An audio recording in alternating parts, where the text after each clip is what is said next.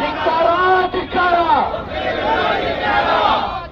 ಬೇಕೇ ಬೇಕು ಬೇಕೇ ಬೇಕು ಹೆಣ್ಣು ಮಕ್ಕಳ ಹಾಸ್ಟೆಲ್ ಬೇಕು ಬೇಕೇ ಬೇಕು ಮೆಡಿಕಲ್ ಕಾಲೇಜ್ ಬೇಕು ಸೂಪರ್ ಸ್ಪೆಷಾಲಿಟಿ ಹಾಸ್ಪಿಟಲ್ ಬೇಕು ಬೇಕೇ ಬೇಕು ಬೇಕೇ ಬೇಕು ಬೇಕೇ ಬೇಕು ಅಭಿವೃದ್ಧಿ ಬೇಕು ಬೇಕೇ ಬೇಕು ಅಭಿವೃದ್ಧಿಗೆ ಅಡ್ಡಗಾಲ ಹಾಕುವವರಿಗೆ ಧಿಕ್ಕಾರ ಧಿಕ್ಕಾರ.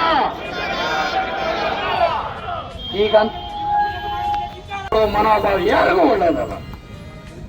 ಇಲ್ಲಿ ಒಂದು ತಮಾಷೆ ಹೇಳ್ತೀನಿ, ಎಲ್ಲ ಇದರಲ್ಲಿದೆ, ಕೈ ಬಿಟ್ಬಿಡಿ.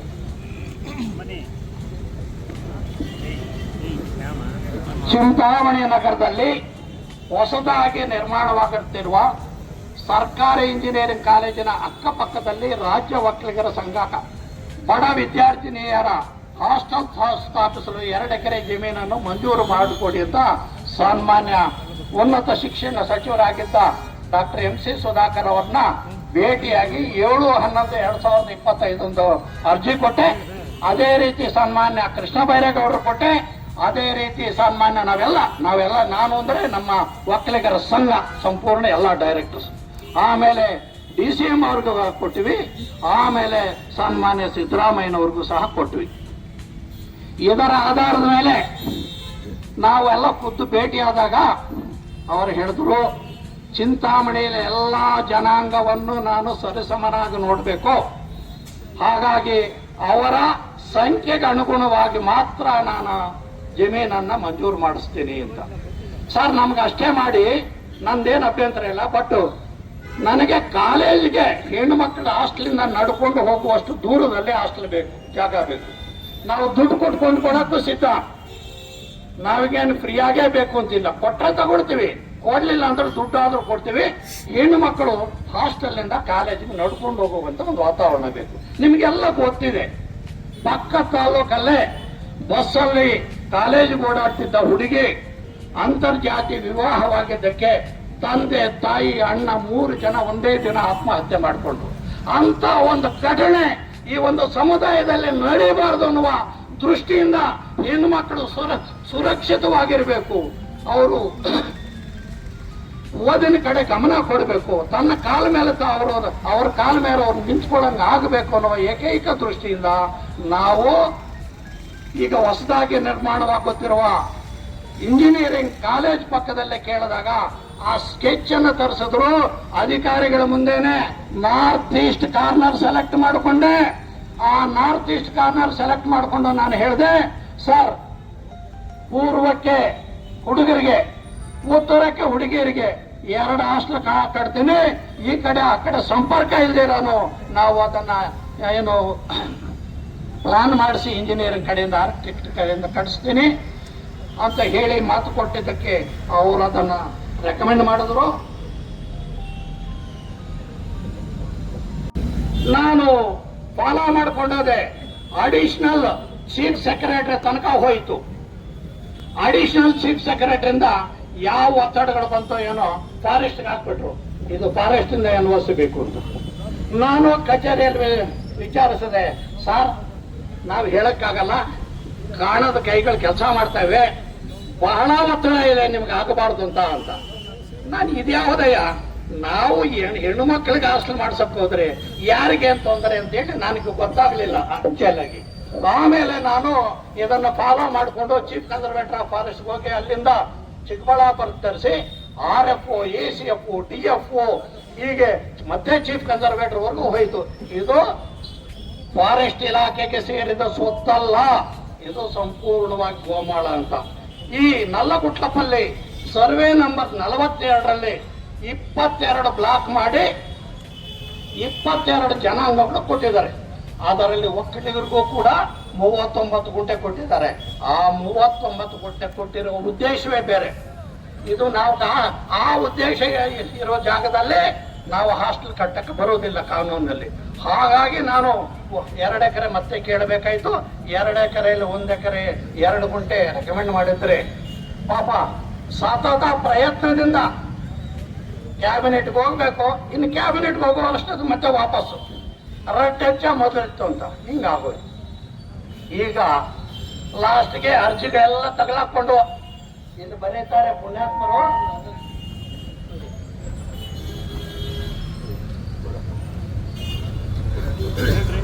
ಬರೀತಾರೆ ಚಿಂತಾಮಣಿಯಲ್ಲಿ ನೂರಾರು ವೃದ್ಧಾಶ್ರಮಗಳಿವೆಯಂತೆ, ನೂರಾರು ವೃದ್ಧಾಶ್ರಮಗಳಿವೆಯಂತೆ. ಎಲ್ಲ ಮಕ್ಕಳಿಗೆ ಆಗಿ ಉಳಿಯಷ್ಟು ಶಾಲಾ ಕಾಲೇಜುಗಳಿವೆಯಂತೆ. ಹಾಗೆ ವಿದ್ಯಾರ್ಥಿಗಳ ಸಂಖ್ಯೆಗೆ ಅನುಗುಣವಾಗಿ ಹಾಸ್ಟೆಲ್ಗಳಿವೆಯಂತೆ. ಅರೇ ಪುಣ್ಯಾತ್ಮರೇ, ನನ್ನನ್ನ ಈ ವರ್ಷದಲ್ಲಿ ಒಂದು ಸುಮಾರು 150 ಜನ ಅಣ್ಣ ನನ್ನ ಮಗಳಿಗೆ ಹಾಸ್ಟೆಲ್ ಸಿಕ್ಕೊಡಿಸು, ಅಣ್ಣ ನನ್ನ ಮಗನಿಗೆ ಹಾಸ್ಟೆಲ್ ಸಿಕ್ಕಿಸ್ಕೊಡ್ಸು, ಇಲ್ಲೆಲ್ಲೂ ಇಲ್ಲದೆ ಇರೋದಕ್ಕೆ, ಸಿಗದೆ ಇರೋದಕ್ಕೆ ಬಸ್ಸುಗಳಲ್ಲಿ ಹೆಣ್ಮಕ್ಳನ್ನ ಕಳ್ಸಕ್ಕಾಗದಿರ ತಂದೆ ತಾಯಿ ಕಷ್ಟಪಟ್ಟು ಚಿಕ್ಕಬಳ್ಳಾಪುರ ನಾವು ಬೆಂಗಳೂರು ಸೇರಿಸ್ತಾ ಇದ್ದಾರೆ. ಅದೇ ನಮ್ಮಲ್ಲೇ ಕಾಲೇಜ್ ಇದ್ದಿದ್ರೆ, ನಮ್ಮಲ್ಲೇ ಹಾಸ್ಟೆಲ್ ಇದ್ದಿದ್ರೆ ಈ ಭಾಗದ ಮಕ್ಕಳಿಲ್ಲಿ ಇರ್ತಿದ್ರು. ಈಗ ಸ್ವಾಮೀಜಿಯವರು ಮೆಡಿಕಲ್ ಕಾಲೇಜ್ ಓಪನ್ ಮಾಡಿದ್ರೆ, ಸ್ವಾಮೀಜಿಯವರು ಸೂಪರ್ ಸ್ಪೆಷಾಲಿಟಿ ಹಾಸ್ಪಿಟಲ್ ಓಪನ್ ಮಾಡಿದ್ರೆ, ಸ್ವಾಮೀಜಿಯವರು ಸ್ಕಿಲ್ ಡೆವಲಪ್ಮೆಂಟ್ ಓಪನ್ ಮಾಡಿದ್ರೆ ಬರೀ ಒಕ್ಕಲಿಗರೇ ಇರ್ತಾರೆ ಅಂದ್ರೆ ಎಲ್ಲಾ ಜಾತಿ ಜನಾಂಗಕ್ಕೂ ಸಿಗ್ತಾ ಇದ್ರಿ ಸೌಲಭ್ಯ. ಎಲ್ಲಾ ಜಾತಿ ಜನಾಂಗಕ್ಕೂ ಮಣ್ಣಾಗ್ತಾ ಇದ್ದೀರಲ್ರಿ. ಯಾಕ್ರಿ ನಿಮ್ಗಿಂತ ವಿಕೃತ ಮನಸ್ಸು, ಯಾಕ್ರಿ ನಿಮ್ಗಿಂತ ಸೇಡು? ದಯವಿಟ್ಟು ನಿಮ್ಮ ಬುದ್ಧಿ ಬದಲಾವಣೆ ಮಾಡ್ಕೊಳ್ಳಿ. ನಾನು ಯಾರ ಮೇಲೆ ಚಾಲೆಂಜ್ ಮಾಡೋಕ್ಕೋ, ನಿಮ್ಗೆ ತೊಂದರೆ ಕೊಡೋಕ್ಕೋ, ನಿಮ್ಗೆ ಅವಮಾನ ಮಾಡೋಕ್ಕೋ ನಾನು ಬಂದಿಲ್ಲ. ನನ್ನ ಸಮುದಾಯಕ್ಕೆ ಆಗ್ತಾ ಇರುವ ಅನ್ಯಾಯದ ವಿರುದ್ಧ ಹೋರಾಡಲಿಕ್ಕೆ ಬಂದಿದ್ದೀನಿ. ಯಾಕೆ ನನ್ನ ಸಮುದಾಯದ ಬಗ್ಗೆ ನಿಮ್ಗೆ ಅಷ್ಟೊಂದು ದ್ವೇಷ? ನೀವೇನಾದ್ರೂ ಸಾಧನೆ ಮಾಡದಿದ್ದರೆ ವ್ಯಕ್ತಿಗತವಾಗಿ ಮಾಡಿಕೊಳ್ಳಿ, ಇಡೀ ಸಮುದಾಯಕ್ಕೆ ತೊಂದರೆ ಕೊಡಬೇಡಿ. ನಿಮ್ಮಲ್ಲಿ ಕೈ ಮುಗಿದು ಬೇಡ್ತೀನಿ, ದಯವಿಟ್ಟು ಸಮುದಾಯಕ್ಕೆ ತೊಂದರೆ ಕೊಡಬೇಡಿ. ನಾನು ಇಷ್ಟು ಕೇಳ್ಕೊಡ್ತೀನಿ. ಹಾಗೆ ರಾಜ್ಯ ಒಕ್ಕಲಿಗರ ಸಂಘ ಇಂಥ ಅನ್ಯಾಯಗಳನ್ನ ಸುಮಾರು ಕಡೆ ಪ್ರತಿಭಟಿಸ್ಕೊಂಡು ಬಂದಿದ್ದೀವಿ. ಇಲ್ಲಿ ಪ್ರತಿಭಟನೆ ಒಬ್ಬರಿಗೆ ತೊಂದರೆ ಕೊಟ್ಟ ವ್ಯಕ್ತಿಗಳು ಜಾಸ್ತಿ ದಿನ ಚೆನ್ನಾಗಿಲ್ಲ, ಅವ್ರ ಕುಟುಂಬಗಳು ಹೇಳಿ ಹೆಸರಿಲ್ಲದಂತ ಆಗಿವೆ. ದಯವಿಟ್ಟು ನಾನು ಎಲ್ಲರಲ್ಲೂ ರಿಕ್ವೆಸ್ಟ್ ಮಾಡ್ತೀನಿ, ತೊಂದರೆ ಕೊಡುವ ಸ್ವಭಾವ ಒಕ್ಕಲಿಗರದಲ್ಲ, ಅದು ಒಕ್ಕಲಿಗರದಲ್ಲ. ಒಕ್ಕಲಿಗರು ಎಲ್ಲರನ್ನೂ ಪ್ರೀತಿಸುವ ಇದು. ನಾನು ಈ ತಾಲೂಕಲ್ಲಿ ಹುಟ್ಟಿದ್ದೀನಿ, ಈ ತಾಲೂಕಲ್ಲಿ ಬೆಳೆದಿದ್ದೀನಿ, ಈ ತಾಲೂಕಲ್ಲಿ ಓದಿದ್ದೀನಿ, ಈ ತಾಲೂಕಲ್ಲಿ ಮದುವೆ ಆಗಿದ್ದೀನಿ. ಸತ್ತ ಮೇಲೆ ನನ್ನ ಹೆಣ ಕೂಡ ನನ್ನ ತಾಲೂಕಿನಲ್ಲೇ ಉಣ್ತಾರೆ. ನನ್ನ ಮಕ್ಕಳು ಸ್ಕೂಲ್ ಇದೇ ತಾಲೂಕಿನಲ್ಲಿ ಮದುವೆ ಮಾಡಿದ್ದೀನಿ. ಆದರೆ ನಾನು ಏನಾದರೂ ಒಂದು ಈ ಜನ, ಈ ಒಂದು ತಾಲೂಕಿನ ಜನ, ಈ 2 ಜಿಲ್ಲೆಗಳ ಜನ ನನಗೆ ಮತ ಕೊಟ್ಟು ನನ್ನ ಒಕ್ಕಲಿಗರ ಸಂಘದ ನಿರ್ದೇಶಕನ ಮಾಡಿದ್ದಾರೆ. ನಾನು ಕಾಲ ಕಳ್ಕೊಂಡು ಹೋಗಕ್ಕೆ ಬರಲಿಲ್ಲ. ನಾನು ಸಂಘನ ಅಭಿವೃದ್ಧಿ ಮಾಡಲಿಕ್ಕೆ, ಸಮುದಾಯನ ಮುನ್ನಡೆಸಲಿಕ್ಕೆ ಬಂದಿದ್ದೀನಿ. ಹಾಗಾಗಿ ನಾನು ನಮ್ಮ ಸಮುದಾಯದ ಹೆಣ್ಣು ಮಕ್ಕಳಿಗೆ 1 ಎಕರೆ 2 ಗುಂಟೆ, 1 ಎಕರೆ 2 ಗುಂಟೆಗೆ ನೀವು ಇಷ್ಟ ಅಡ್ಡಾಗ್ತಿರಲ್ರೆ, ಸ್ಟೆಪ್ ಬೈ ಸ್ಟೆಪ್ ಟೇಬಲ್ ಅಡ್ಡಾಗ್ತಾ ಇದ್ದಾರೆ. ಏನ್ ನಿಮ್ಗೆ ಆಗಿರ್ತಕ್ಕಂತ ತೊಂದರೆ ಇದರಿಂದ ನನಗೆ ಗೊತ್ತಾಗ್ತಾ ಇಲ್ಲ. ಅಲ್ಲ, ನಮ್ಮ ಕಣ್ಣು ಮುಂದೆನೆ ಸಿಡ್ಲುಗಡದಲ್ಲಿ ನಡೀತಲ್ಲ 3 ಆತ್ಮಹತ್ಯೆಗಳು ಅಂತ ಮತ್ತೆ ಮರುಕಳಿಸಬೇಕೇ? ಒಕ್ಕಲಿಗರ ಎಲ್ಲಾ ಜಾತಿ ಹೆಣ್ಣುಮಕ್ಕಳು ಕೂಡ ಬಸ್ಸುಗಳಲ್ಲಿ ಏನ್ ಕಷ್ಟ ಅನುಭವಿಸ್ತಾ ಇದ್ದಾರೆ ಅಂತ ನಿಮಗೆ ಗೊತ್ತಿರ್ತದೆ. ನೀವು ನಾವೆಲ್ಲ ಬಸ್ಸಲ್ಲಿ ಓಡಾಡ್ತಕ್ಕಂಥವ್ರು, ಪುಂಡ ಪೋಕಿರ್ಗಳ ಕಾಟ ಎಷ್ಟಿರ್ತದೆ. ತಂದೆ ತಾಯಿಗಳು ಬಸ್ಸಲ್ಲಿ ಕಳಿಸಕ್ಕೆ ಹೆದರಿ ಕೆಲವರಂತೂ ಕಾಲೇಜ್ಗೆ ಕಳಿಸ್ತಾ ಇಲ್ಲ, ಕೆಲವರು ಕಳಿಸೋರು ಬಸ್ಸಲ್ಲಿ ಕಳಿಸೋದು ಬೇಡ, ಅದೆಷ್ಟಾದ್ರೂ ಆಗ್ಲಿ ಆಸ್ತಿ ಹೋದ್ರೂ ಪರವಾಗಿಲ್ಲ ಅಂತ ಹಾಸ್ಟೆಲ್ ಇಟ್ಟು ಓದಿಸ್ತಾ ಇದ್ದಾರೆ. ಅಂತ ಹಾಸ್ಟೆಲ್ ಅನ್ನ ನಮ್ಮಲ್ಲೇ ನಿರ್ಮಾಣ ಮಾಡ್ತೀವಿ ಅಂದ್ರೆ ಅದಕ್ಕೆ ಅಡ್ಡ ಆಗ್ತಿರಲ್ಲ. ನಾನು ಏನ್ ಹೇಳ್ಬೇಕು ನಿಮಗೆ? ಹಾಗಾಗಿ ಎಲ್ಲ ಮಿತ್ರರು ಹೇಳಿದ್ರು, ನಾನು ಇದು ಯಾವೊಬ್ಬ ನಾಯಕರ ವಿರುದ್ಧವಲ್ಲ, ಯಾವೊಬ್ಬ ಇದರ ವಿರುದ್ಧವಲ್ಲ. ಇಲ್ಲಿ ಬರೀತಾರೆ ನೋಡಿ, ಒಂಚೂರು ಹೇಳ್ತೀನಿ. ಚಿಂತಾಮಣಿ ತಾಲೂಕು ನಗರ ಭಾಗದಲ್ಲಿ ಈಗಾಗಲೇ ಅನೇಕ ಅನಾಥಾಶ್ರಮಗಳು ಹಾಗೂ ಆರ್ಥಿಕವಾಗಿ ಹಿಂದುಳಿದ ವರ್ಗಗಳ ಮಕ್ಕಳಿಗೆ, ಆ ಮಕ್ಕಳ ಸಂಖ್ಯೆಗೆ ಅನುಗುಣವಾಗಿ ಸರ್ಕಾರದಿಂದ ಅನೇಕ ಮೆಟ್ರಿಕ್ ಪೂರ್ವ, ಮೆಟ್ರಿಕ್ ನಂತರ ಹಾಸ್ಟೆಲ್ಗಳು 100 ಚಿಂತಾಮಣಿಯಲ್ಲಿ ಕಾರ್ಯನಿರ್ವಹಿಸುತ್ತಿದ್ದೀವಿ. ಜನ ಮಕ್ಕಳು ಕೊಡ್ತಾರೆ ಇರೋ, ಕೊಡದೇ ಇರೋರ ಮಕ್ಕಳನ್ನೆಲ್ಲ ಇವ್ರ ಮನೆಯಲ್ಲಿ ಸಾಕ್ತಾರೇನ್ರಿ? ಮಾನ ಮರ್ಯಾದೆ ಇದೆಯೇನ್ರಿ? ಹೆಂಗ್ರಿ ನಿಮಗೆ ಮನಸ್ಸು ಬಂದಿದ್ವು? ಇಂಥ ಸುಳ್ಳು ಹೇಳ್ತೀರಲ್ರಿ. ಇನ್ನೊಂದೇನ್ ಹೇಳ್ತಾರ ಗೊತ್ತಾ? ಒಕ್ಕಲಿಗರ ಸಂಘ 100 ಪೈಸಾ ಡೇಕಿಲ್ ಕೂಡ ಟ್ರಾನ್ಸ್ಪರೆಂಟ್, ಯಾರು ಏನು ಮಾಡಕ್ಕಾಗಲ್ಲ. ಲಂಚ ಕೊಡೋದಕ್ಕೆ. ಸ್ವಾಮೀಜಿಗಳು ಲಂಚ ಕೊಡ್ತಾರೇನ್ರಿ? ಮಂತ್ರಿಗಳನ್ನೆಲ್ಲ ಕರೆಸ್ಕೊಂಡು ಹೇಳ್ತಾರೆ. ಸ್ವಾಮೀಜಿಗಳಿಗೆ ಅಷ್ಟಿಗೆ ರೆಕಮೆಂಡ್ ಆಯ್ತು ಗೊತ್ತಾ? ನಾವು ಒಕ್ಕಲಿಗರ BIT ಕಾಲೇಜ್ಗೆ 300 ಸೀಟ್ ಮಾಡಿಕೊಟ್ಟಿದ್ದಕ್ಕೆ, ಅಟಾನಮಸ್ ಮಾಡಿಕೊಟ್ಟಿದ್ದಕ್ಕೆ ಧನ್ಯವಾದ ಹೇಳಕ್ ಹೋಗಿದ್ವಿ ಉನ್ನತ ಶಿಕ್ಷಣ ಸಚಿವರ ಹತ್ರ. ನಾವೆಲ್ಲ ನಮ್ಮ ಸ್ನೇಹಿತರೆಲ್ಲ ಬಂದಿದ್ದಾರೆ, ಮನೆಗಳೆಲ್ಲ ಇದ್ದಾರೆ, ಡೈರೆಕ್ಟರ್ಸ್ ಎಲ್ಲ ಬಂದಿದ್ದಾರೆ. ನಾವು ಹೋದಾಗ ಅವ್ರು ಕೇಳಿದ್ರು, ನೀವು ಮೆಡಿಕಲ್ ಕಾಲೇಜ್ ಓಪನ್ ಮಾಡೋದಾದ್ರೆ, ಸ್ಕಿಲ್ ಡೆವಲಪ್ಮೆಂಟ್ ಮಾಡೋದಾದ್ರೆ, ಸೂಪರ್ ಸ್ಪೆಷಾಲಿಟಿ ಮಾಡೋದಾದ್ರೆ PPP ಅಂದ್ರೆ public and private partnership scheme ಅಲ್ಲೇ ನಿಮಗೆ ಮೆಡಿಕಲ್ ಕಾಲೇಜ್ ಕೊಡಿಸ್ತೀನಿ, ನೀವು ನಡೆಸ್ತೀರಾ ಅಂತ ಕೇಳಿದ್ರು. ನಾನು ಖುಷಿ ಪಟ್ಟೆ. ನನ್ನ ಸಂಘದಲ್ಲಿ ಆ ಸಹಕಾರ ಸಿಗಲಿಲ್ಲ, ನಾನೊಬ್ಬನೇನು ಮಾಡಕ್ಕಾಗಲಿಲ್ಲ, ಕಾರ್ಯದರ್ಶಿ ಹಾಕಿದ್ರು. ಆ ಒಂದು ಇದನ್ನ ಹೋಗಿ ಅವ್ರಿಗೆ ವರದಿ ಮಾಡಿದಾಗ ಅವರು ತದನಂತರ ಸ್ವಾಮೀಜಿ ಹತ್ರ ಹೋಗಿ ಇವರೇ ರಿಕ್ವೆಸ್ಟ್ ಮಾಡ್ಕೊಂಡು ಬಂದಿರೋದು ಸ್ವಾಮೀಜಿಗಳು. ಅವ್ರು ಯಾವುದು ವಾಲಂಟಿಯರ್ ಆಗಿ ಬರ್ಲಿಲ್ಲ, ಯಾಕೆಂದ್ರೆ ನಮ್ಮಲ್ಲಿ ಹಿಂಗೆ ಅಡ್ಗಾಲ ಆಗ್ತಾರೆ ಅಂತ ಗೊತ್ತು. ಹಾಗಾಗಿ ಅಂತ ಸ್ವಾಮೀಜಿಗಳು ನಿಮಗೆ ಗೊತ್ತೋ ಇಲ್ಲ ತಮಾಷೆ, ಇವರಿಗೆ ಇಲ್ಲಿ ಯಾರು ಸಿಕ್ಕಿಲ್ಲ.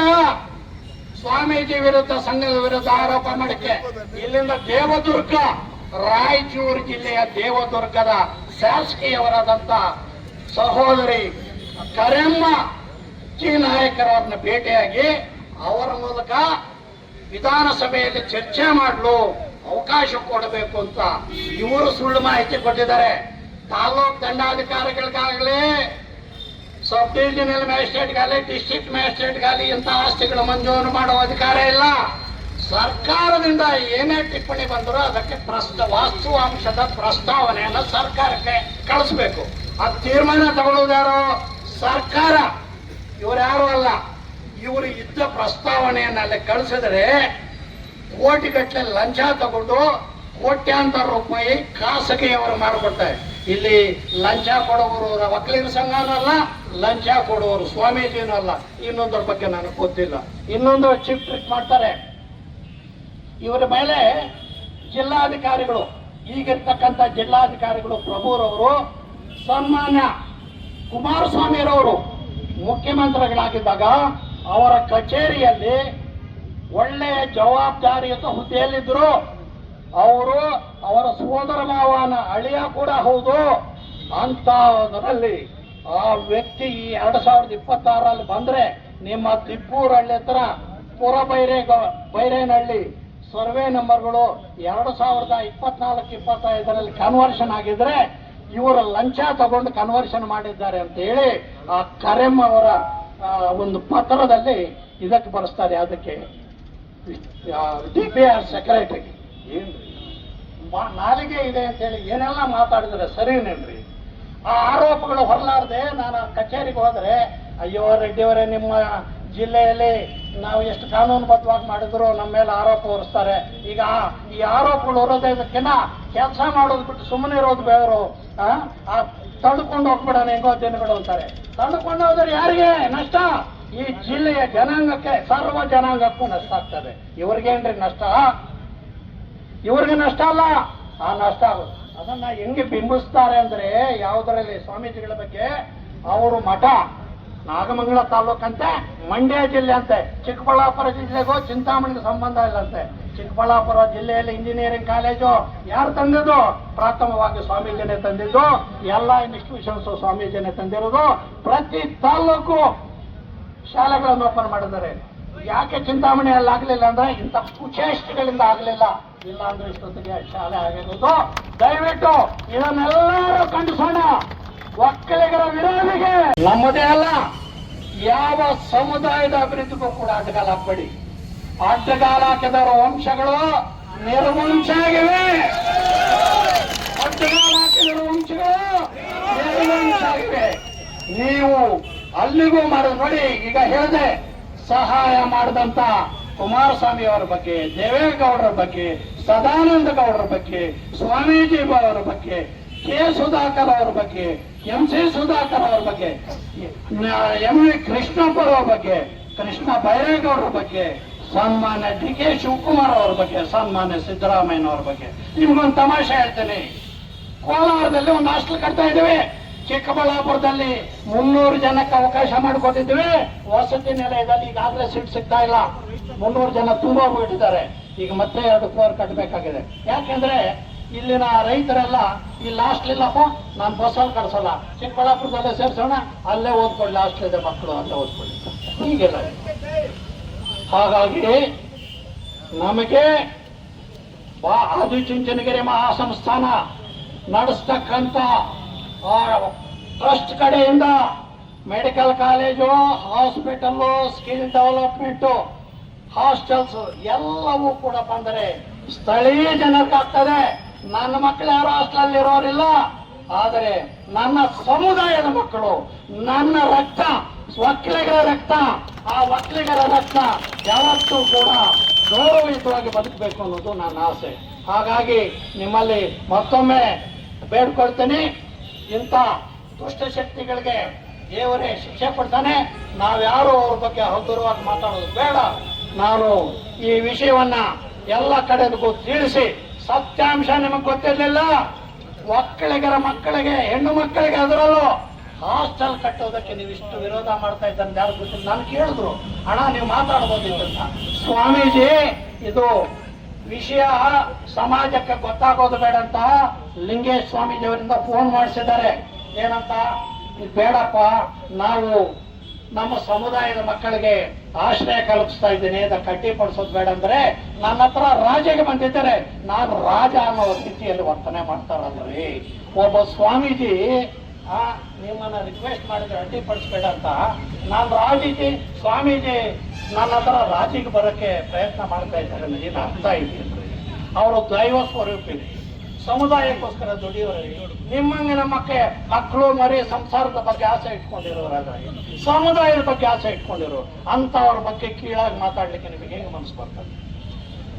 ಇಷ್ಟೆಲ್ಲ ಮಾತಾಡೋದನ್ನ ಸಮಾಧಾನವಾಗಿ ಕೇಳಿಸ್ಕೊಂಡ